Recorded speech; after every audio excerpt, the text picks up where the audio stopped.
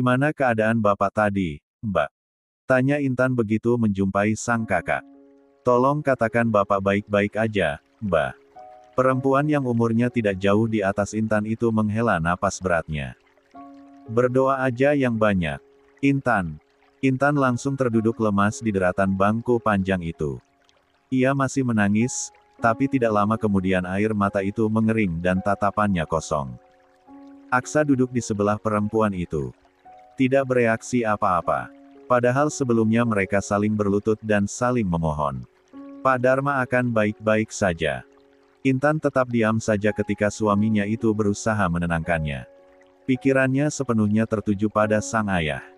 Bagaimana kalau ayahnya itu tahu Aksa meminta untuk melakukan pembatalan pernikahan? Bisa-bisa lelaki yang telah menjaga dan membesarkannya itu meninggal di tempat. Intan bahkan tidak bisa membayangkan jika hal itu benar-benar terjadi. Sibuk dengan pikiran masing-masing, telinga Aksa malah mendengar suara Bu Ira dan putri pertamanya sedang berbicara. Biaya operasinya benar-benar mahal, Bu. Kita harus jual salah satu rumah kontrakan Bapak. Bu Ira tidak tenang. Berapa memangnya? 500 juta, Bu. Ya Allah. Tabungan Ria?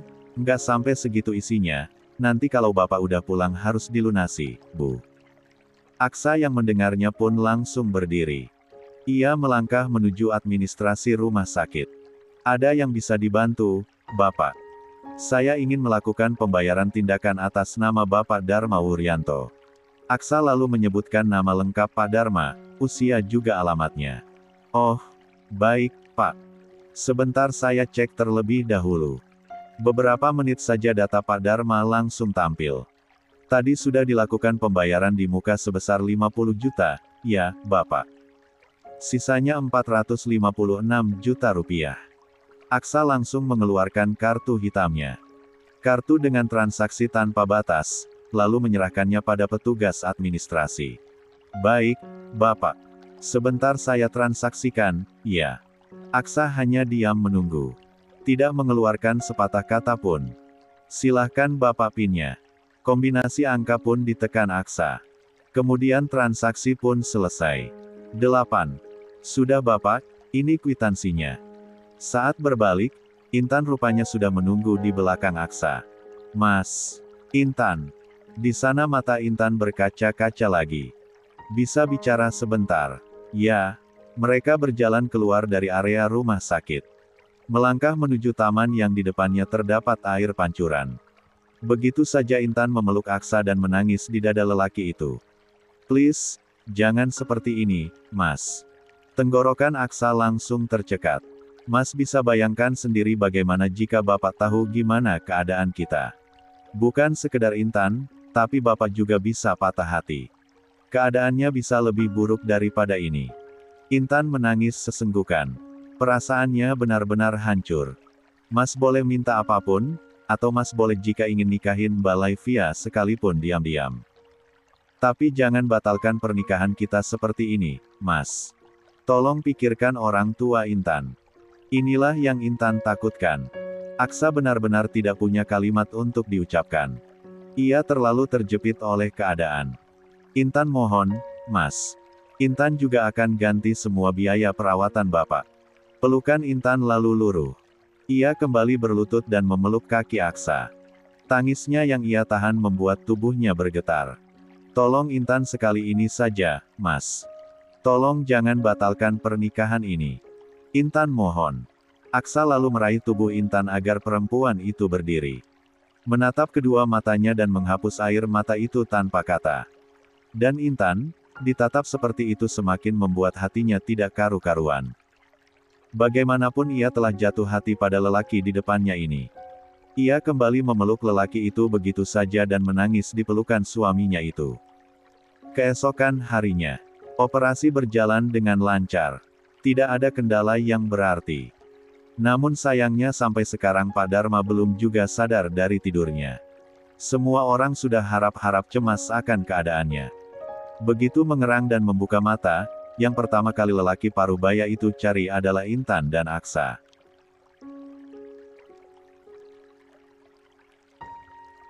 Di mana Intan, Bu? Suaranya masih lemah dan serak. Dan juga Nak Aksa. Mereka ada di luar, Pak. Dari semalaman mereka jagain Bapak nggak tidur. Tadi Aksa ngajakin Intan sarapan. Intan kelihatan pucat. Pak Dharma menghela napas panjang. Ia kasihan pada anak-anaknya.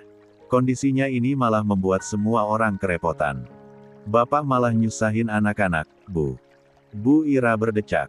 Jangan ngomong seperti itu, Pak. Namanya juga musibah. Siapa orang yang mau sakit seperti ini? Bapak jangan terlalu banyak pikiran. Fokus aja sama penyembuhan Bapak, ya. Pak Dharma menganggukkan kepalanya. Menerima nasihat dari sang istri. Tolong panggilkan Aksa dan Intan, Bu. Ada yang perlu Bapak bicarakan dengan mereka berdua. 9. 3 bulan kemudian. Are you okay? Tapi pegel banget punggung Widya, Mas. Di dapur, saat ini wanita cantik itu sedang menyiapkan sarapan untuk anak-anaknya. Mahesa sudah melarangnya, tapi dengan keras kepala Widya ingin melakukannya. Mendengar keluhan sang istri, jari-jari panjang Mahesa mulai menekan di sepanjang tulang punggung wanita itu. Widya seketika meluruskan tubuhnya, menikmati sensasi menyenangkan tersebut. Mahesa menunduk, berbisik pada sang istri. Biar mas-mas lanjutin. Enggak, Mas. Ini tinggal sedikit lagi. Tanggung banget. Oke.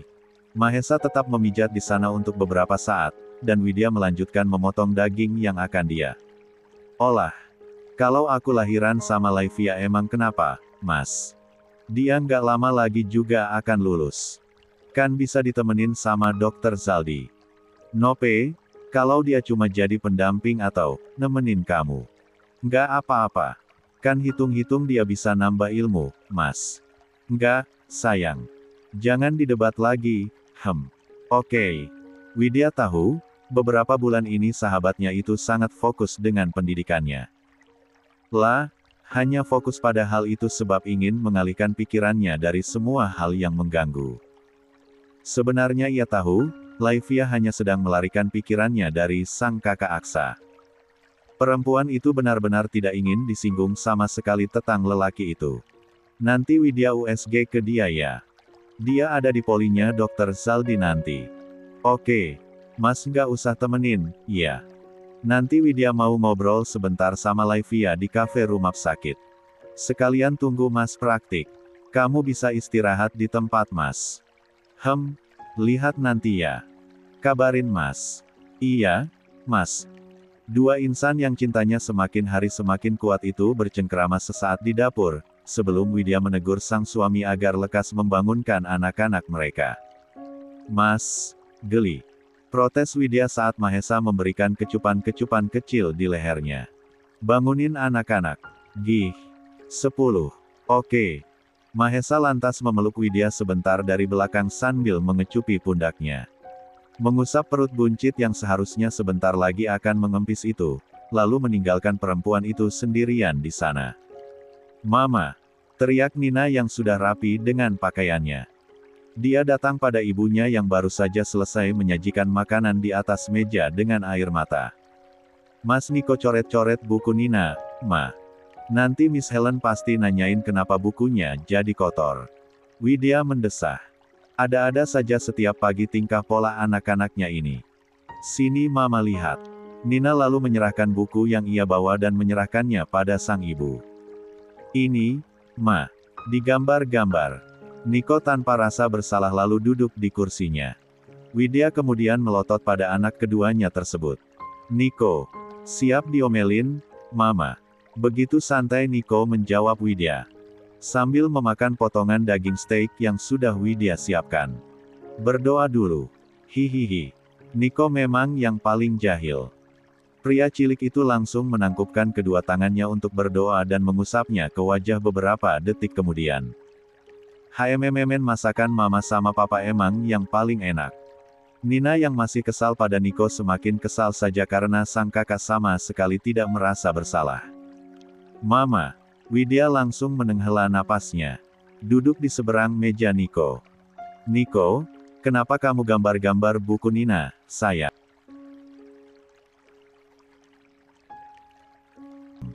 Mahesa tidak lama kemudian menyusul bersama Nata yang sudah rapi. Kedatangan sang ayah, Niko seketika berubah menjadi patuh. Itu, Nin. Maaf, ya. Nanti Mas hapusin. Kan gambarnya cuma pakai pensil. Pokoknya hapus sampai bersih. Nggak mau tahu. Abis makan pokoknya Mas harus langsung kerjain. Nggak mau nanti-nanti. Niko mencibir. Memainkan bibirnya sambil mengejek Nina. Ia lupa jika ayahnya dan kakak tertuanya baru saja duduk. Papa. Niko langsung melebarkan matanya. Ia tidak berkutik jika sudah berhadapan dengan King dalam rumah mereka. Ia jelas tidak berani membantah perkataan papanya. Niko. Siap? Salah, Pak Mahesa. Widya menggeleng-gelengkan kepalanya. Anak itu memang sangat tunduk pada Mahesa. Bukan hanya Niko, tapi semuanya. Nina duduk. Sarapan dulu, iya. 11. Lia, Mama. Nina lalu duduk di kursinya, di tengah-tengah kakak-kakaknya. Pengadu. Bisis Niko. Mas nggak mau hapusin. Ish. Pap. Iya. Dasar pengadu. Aduin Mas Buleni. Ish. Nggak nyambung. Kali ini Nata yang megelengkan kepalanya. Sejak kepindahan mereka ke Jakarta, Niko memang malah semakin jahil, lah merasa disayang oleh kakek dan nenek mereka. Ia selalu dibela. Kejahilannya selalu dianggap bercandaan yang biasa, oleh karenanya ia semakin gencar menjahili adik bungsu mereka, Nina. Usai sarapan bersama pagi itu, Widya dan Mahesa langsung mengantar anak-anak mereka ke sekolah.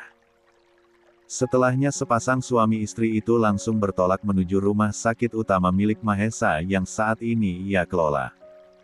Sepanjang perjalanan, tangan Mahesa tak lepas-lepas menggenggam tangan sang istri. Sesekali ia menengecupi tangan yang berada dalam genggamannya itu. Nggak capek ciumin tangan Widya terus. Nggak, Widya tersenyum. Hidupnya terasa sudah sangat sempurna. Tidak kekurangan apapun. Menuju umur 27 itu, rasanya semua sudah cukup. Ia tidak akan meminta apa-apa lagi. Ia hanya ingin semua ini terjaga dan berlangsung lama tanpa gangguan. Kamu yakin nggak mau Mas temenin? Nggak, Mas. Mas langsung ke poli aja. Oke. Sesampainya di rumah sakit, Widya mampir dulu ke ruang Mahesa. Ia harus mengambil buku kontrolnya yang ketinggalan di ruang suaminya tersebut. Di depan ruang praktik itu, sudah mengantri banyak pasien.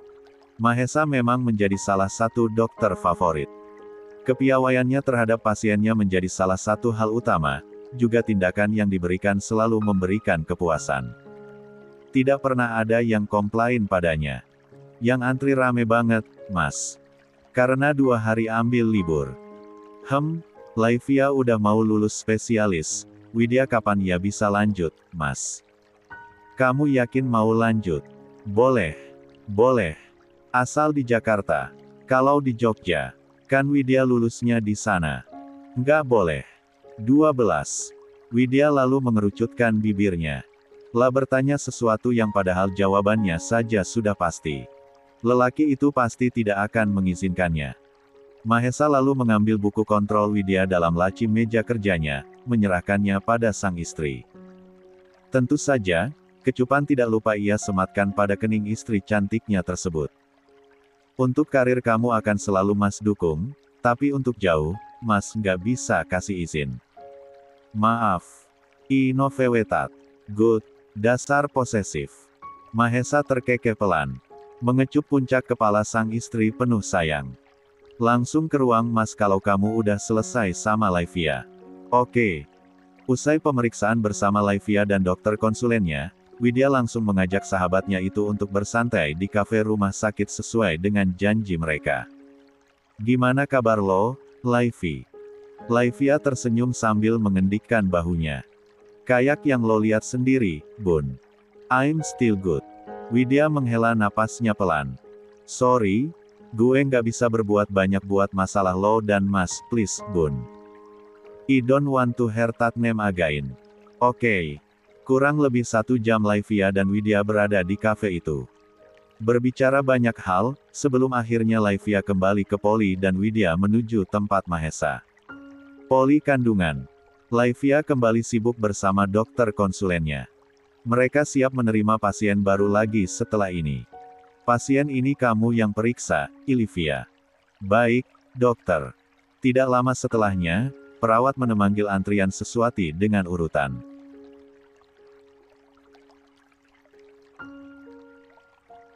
Ni, Intan Rania Putri.